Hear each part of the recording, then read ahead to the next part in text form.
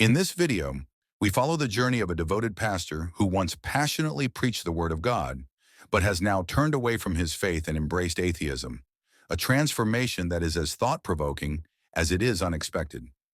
If this story captivates you, be sure to hit the like button and subscribe to our channel for more compelling content like this.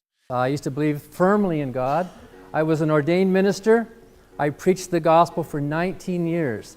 I felt this presence in my mind as I prayed. I got goosebumps as I was in communion with what I thought was the Holy Spirit of God. As I read the Holy Bible and read about the resurrection of Jesus, I dedicated my life to preaching that gospel that I thought was so real, that gave so much meaning, so much hope, so much beauty to the world. But I've changed my mind.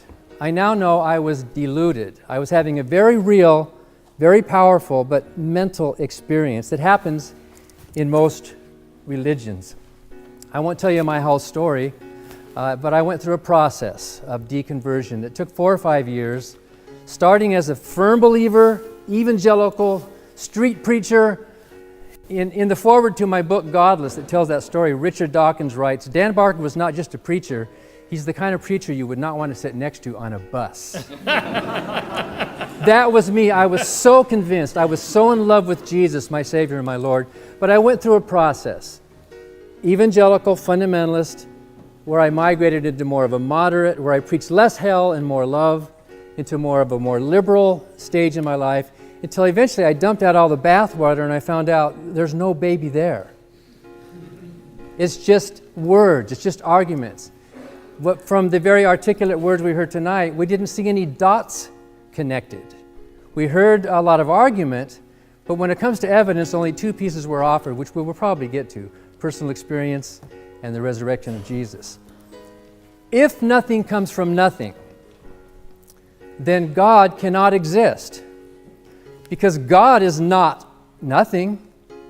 If that premise is true, that nothing comes from nothing, and if God is something, then you've just shot yourself in the foot. Today is Thursday. What does that mean, Mr. President? Thursday. What does it mean? It's the day that millions of people believed in the god Thor. There was a gap in understanding. There was a mystery. What is that noise in the sky? What are those lights? What is all this? What is that? It must be an agency. It must be some being or something, and they named it Thor. And today we have a day of the week. We don't have a Jesus day, but we do have a Thor's day that millions of people believed in, and maybe some still do. But that deity has found itself on the scrap heap of history, just like when I looked at the deity I used to believe in, the God of the Bible.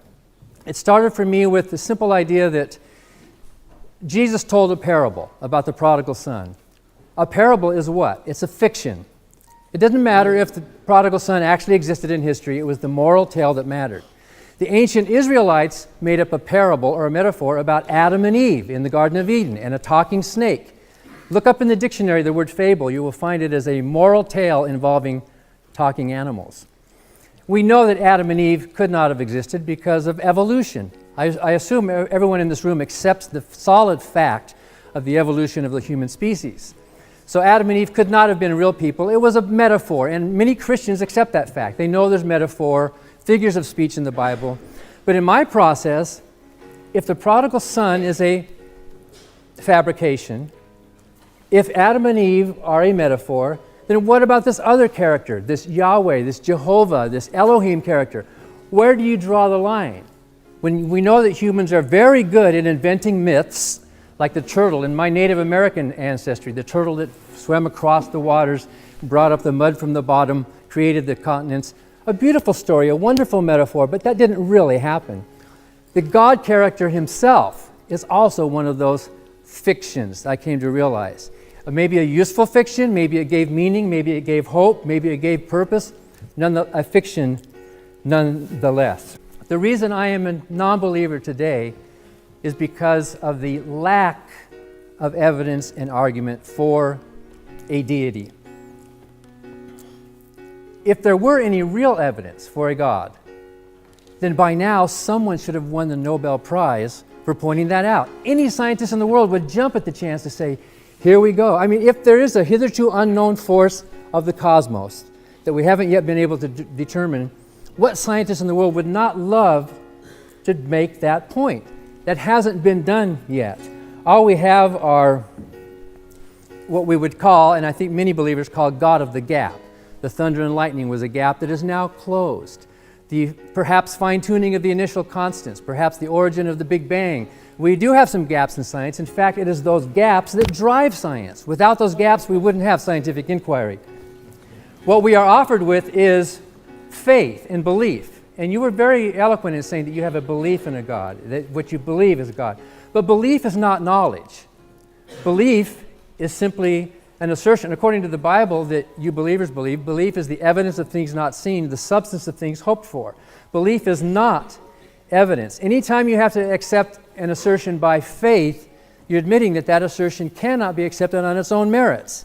It doesn't have the strength to be accepted as any other, perhaps, scientific hypothesis would be taken. Do scientists gather together every Sunday morning in their scientific sanctuaries and bow their heads and sing, "Yes, the Higgs boson is real. I know in my heart the Higgs boson is real. I will have faith, I will be strong to this secular world who challenges my belief that the God particle is real. Amen."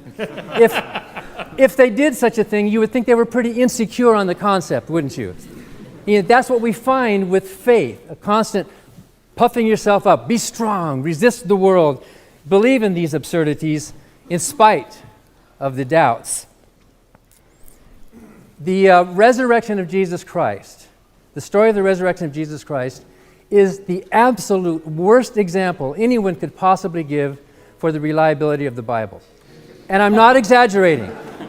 Let me tell you why I'm not exaggerating. Many stories in the Bible are given once or twice. The resurrection story is given 5 times. You can compare them. Scholars have never been able to reconcile those contradictory accounts of the resurrection of Jesus. And besides that, and there are many of them, was the tomb open or closed when the women arrived? What message did the angels give? How many angels were at the tomb? And so on. Besides that, we see through the development in the first century of the Christian myth that the earliest stories were simple. There were no angels. There were very few remarkable events. But as you go 10, 20, 30 years later, you find more and more until you get to the book of John, where you find these outlandish stories. What you see in the development of the resurrection story in the New Testament is the development of a legend, starting simple, growing over time, getting more and more fantastic. It's a mistake to treat those accounts as if they were flat, as if they all happened at one time. We can see before our eyes the development from a simple, unvarnished, perhaps some element of truth in some story about someone who may have spiritually ascended, like we say grandma died and went to heaven. Maybe the early apostles said Jesus died and went to heaven, but that exaggerated. So the resurrection of Jesus Christ is not evidence for a God. And even then it would just be evidence that a man rose from the dead. How do you connect the dots? We suffer also from a coherent definition of a God. We have a proposition, this house believes in God. What is that word? What does that word God mean?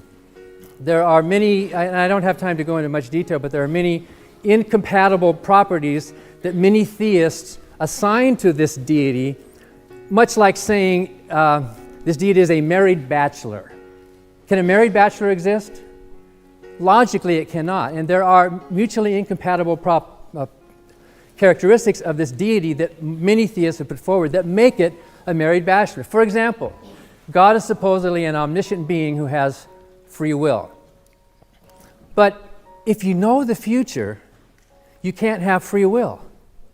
I'm not talking about human free will, and that's a big debate whether we have it or not. Even atheists disagree among themselves.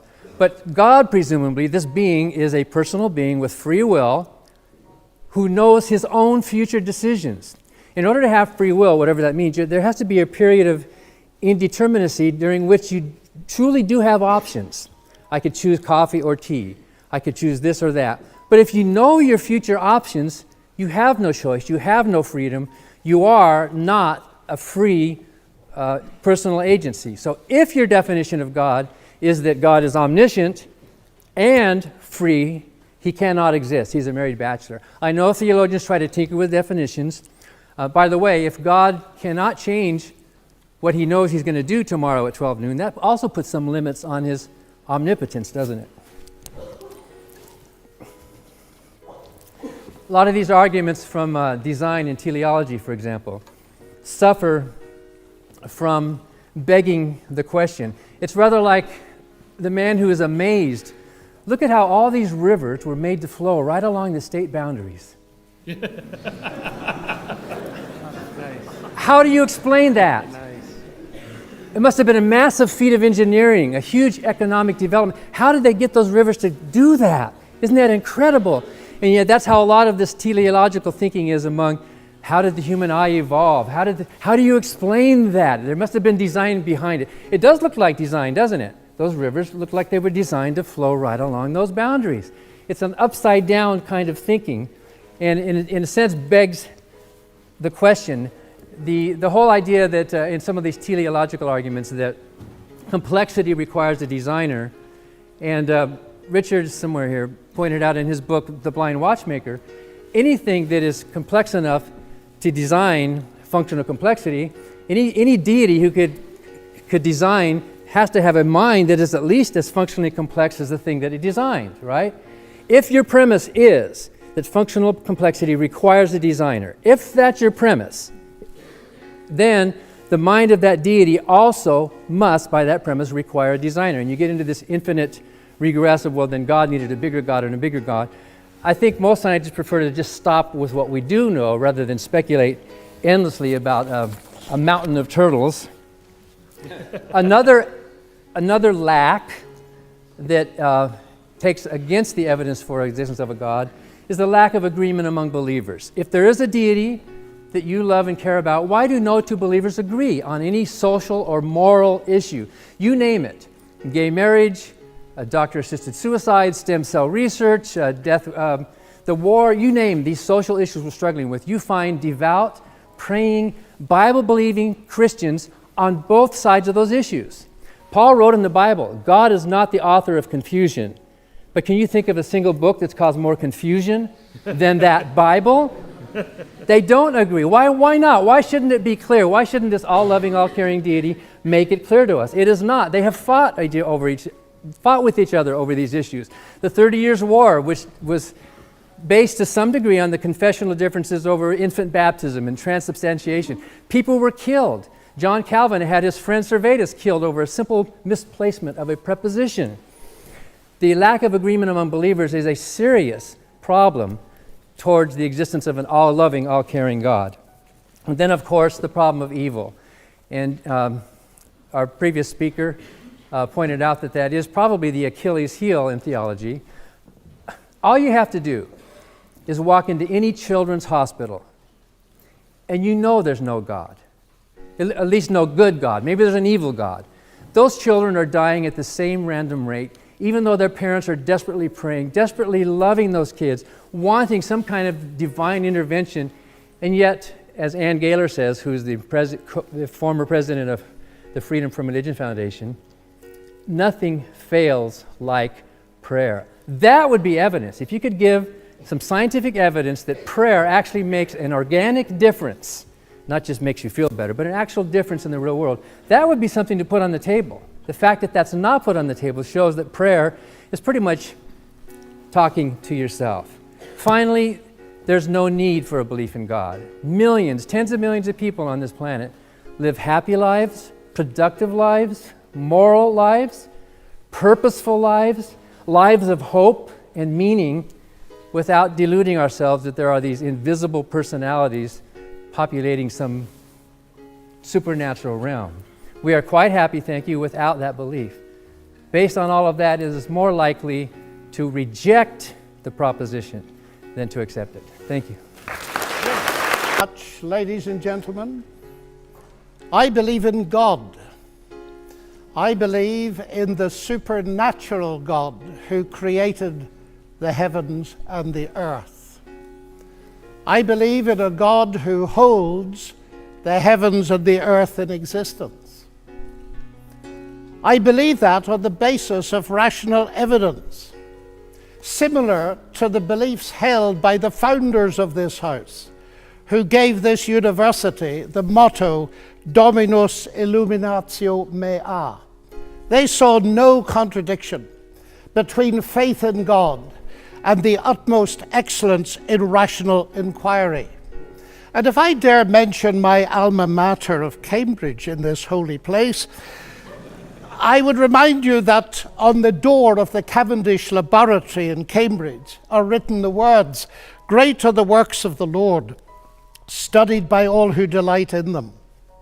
And as we look at the rise of science in the 16th and 17th centuries, Alfred North Whitehead and many others commented that men became scientific because they expected law in nature, and they expected law in nature because they believed in a lawgiver. So, ladies and gentlemen, I'm not ashamed of being both a scientist and a Christian, because arguably Christianity gave me my subject. What I am amazed at is that serious thinkers today continue to ask us to choose between God and science. That's like asking people to choose between Henry Ford and engineering as an explanation of the motor car.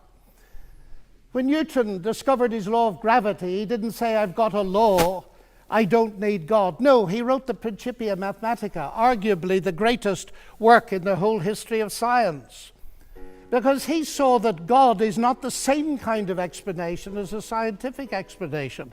God doesn't compete. Agency does not compete with mechanism and law. Why is there something rather than nothing?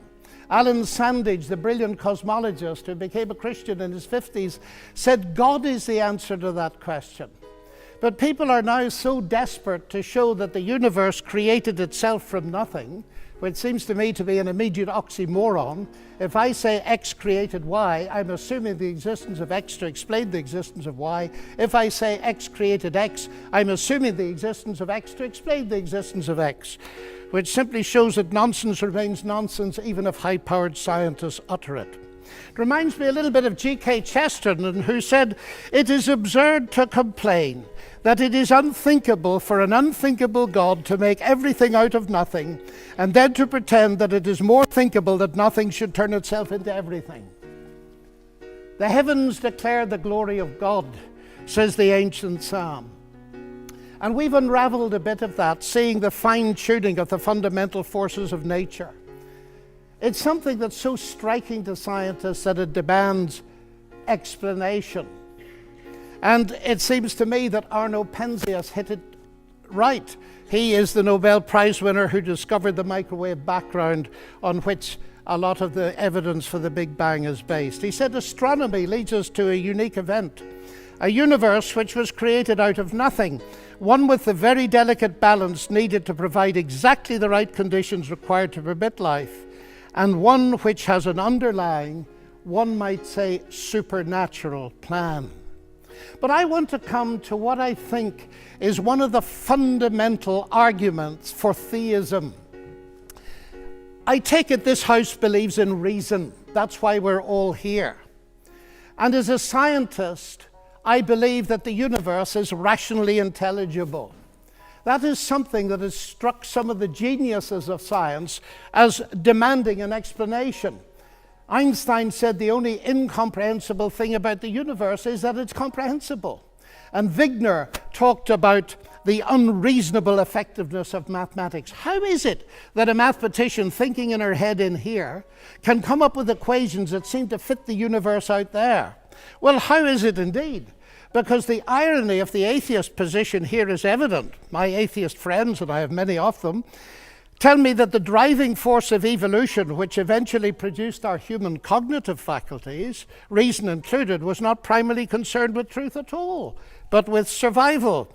And we all know, ladies and gentlemen, what has often happened and still happens to truth when individuals or commercial enterprises or nations feel themselves threatened and struggle for survival. A leading philosopher, Alvin Plantinga of Notre Dame, says if atheists are right that we are the product of mindless, unguided natural processes, then they have given us strong reason to doubt the reliability of human cognitive faculties, and therefore inevitably to doubt the validity of any belief that they produce, including their atheism. Their biology and their belief in naturalism would therefore appear to be at war with each other in a conflict that has nothing at all to do with God. Yet my atheist friends still insist that it is rational for them to believe that the evolution of human reason was not directed for the purpose of discovering truth. And yet, it is irrational for me to believe that human reason was designed and created by God to enable us to understand and believe the truth. Curious logic. By contrast with that, biblical theism asserts that ultimate reality is personal and intelligent, and the reason science works, and this was the motivating force that drove the great pioneers of science, is that the universe out there and the human mind in here that does the science are ultimately the product of the same intelligent divine mind. Human beings are made, we are told, in God's image, and that means that science can be done. That makes infinitely more sense to me as a scientist than atheism does. Now let me come briefly to ethics. Ethical behavior, like rational behavior, of course, does not itself require religious belief. This is consistent with the fact that humans are created in God's image as rational moral persons. But just as I suggest that rationality cannot be explained without the existence of God, so I dare to suggest that the existence of morality cannot be explained either.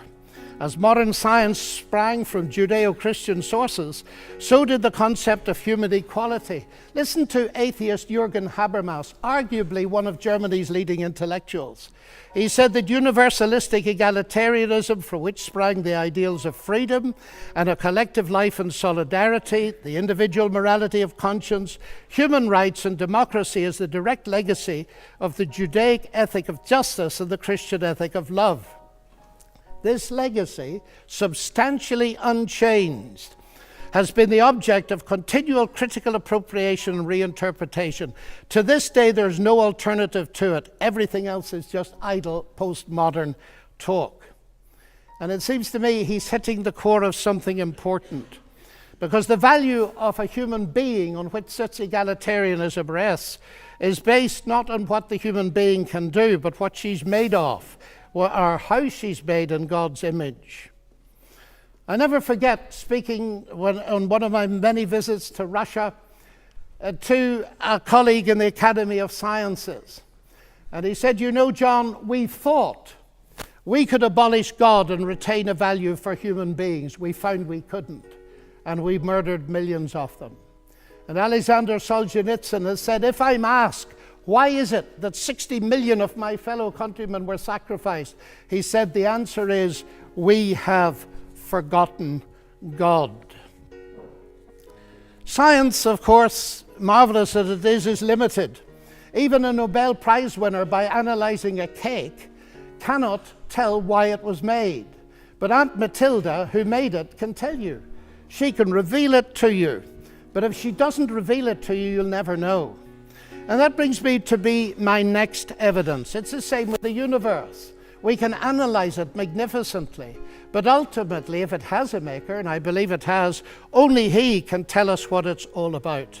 And he's done so in the powerful narrative of the Bible, in particular in its analysis of the problem with humanity, not simply in terms of behavioral breakdown between people, but a vertical breakdown of trust between us and the Creator. The unique solution to that problem is not simply in terms of human ethical development, although that's very important, but in terms of something far deeper altogether. The restoration of the fractured relationship with God through the salvation he has brought through Jesus Christ. A radical relationship that empowers us to live ethically from God. And here we reach what for me is the chief evidence, not only for the existence but the nature of God. It is Jesus Christ. He it was who not only taught the golden rule but embodied it, fed the hungry, healed the sick and suffering, and welcomed society's outcasts, brought honor and respect to the marginalized and ashamed.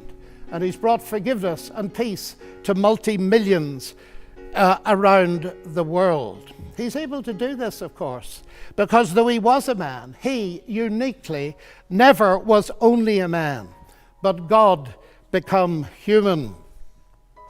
The central evidence for this startling claim is, of course, his historical resurrection from the dead that launched Christianity in the world. This is, of course, ladies and gentlemen, a crunch issue. If Jesus rose from the dead, death is not the end and atheism is false. If Jesus did not rise from the dead, Christianity is false. And I remember at Cambridge as a student listening to the brilliant Sir Norman Anderson, a legal expert, going through forensically the evidence from his legal perspective as a brilliant lawyer. And he said at the end of it, "The empty tomb then of Jesus forms a veritable rock on which all rationalistic theories of the resurrection dash themselves in vain." Just finally now, as I read the Bible, I do not only find intellectual satisfaction, but I find a great deal of that. I sense the voice of God speaking to me. You say that's intensely personal. But ladies and gentlemen, we've been asked tonight about belief in God. And I want to strongly emphasize that God is not a theory, he's a person. And if the origination of me qua person is a personal God, then the most exciting thing really is there a possibility of getting to know God? And so I don't simply believe there is a God. I've come to know him and trust him. And I have strong reasons for doing so, because of Christ dying and rising again for me. And that has generated in me a sense of utterly unmerited forgiveness, acceptance, and peace. That has enabled me to face the ugly side of my own nature, and with God's help to do something about it. But it's enabled me to face something else. The hardest problem I face as a Christian is the problem of evil and pain. My niece getting a tumor at 22 that kills her. What do I say to my sister? And this is the hardest problem we face. But it seems to me that atheism here has no answer, because by definition, atheism believes that human death is the end, so there is no ultimate hope. But you see, ladies and gentlemen, we could stay here till midnight and beyond arguing, as has been done in this university for centuries, what a good God should, might, would, could, if not, possibly might, just could he not have done, and we'll get nowhere. So it seems to me there's another question we can ask, and it's this. Granted that life presents us with a double picture. We see some beautiful things. We see some ragged edges. We see hurt and pain, and we see joy. How can we come to terms with that? And it seems to me here is no simplistic answer, but a window into an answer, and it's this. If it is actually true that Jesus is, as I believe him to be, the Son of God, then we can ask the question, what is God doing on a cross? And the answer comes back at the very least. God has not remained distant from our human suffering, but has become part of it. And the other side of that is this. Because Jesus rose from the dead, he is going to be the ultimate judge. Now here's an irony, because atheism has no ultimate hope of justice by definition. The vast majority of people in the history of the world have died without justice and will die without justice. And if death is the end, then of course they have no hope of ultimate justice. But the promise in the New Testament, guaranteed by the resurrection of Jesus, is that he is to be the judge in the coming day. So, ladies and gentlemen, those are some of the reasons why I believe that God is real and worthy to be trusted. Thank you.